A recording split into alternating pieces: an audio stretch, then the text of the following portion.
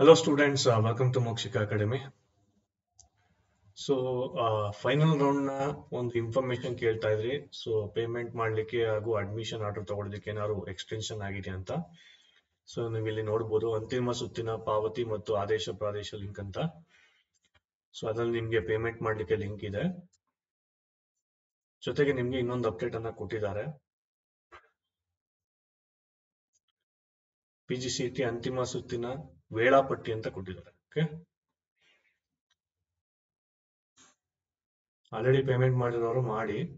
In case ಮಾಡಿಲ್ಲ ಅಂತ ಹೇಳಿದ್ರೆ ಅವ್ರಿಗೆ ಸ್ಲೈಟ್ ಎಕ್ಸ್ಟೆನ್ಷನ್ ಅನ್ನ ಕೊಟ್ಟಿದ್ದಾನೆ. ಎಸ್, ಇಲ್ಲಿ ನೋಡ್ಬೋದು ನೀವು final round seat allotment post seat allotment schedule ಅಂತ.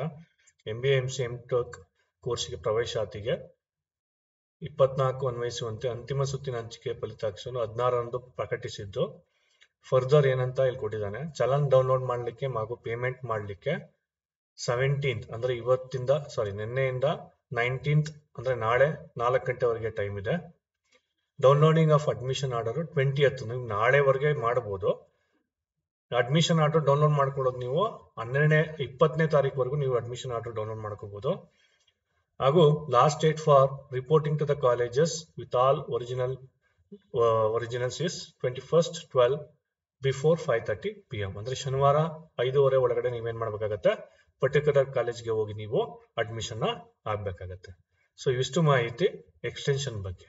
ಏನಾದ್ರು ಡೌಟ್ ಇದ್ರೆ ಕಮೆಂಟ್ಸ್ ಕಮೆಂಟ್ ಮಾಡಿ. Thank you.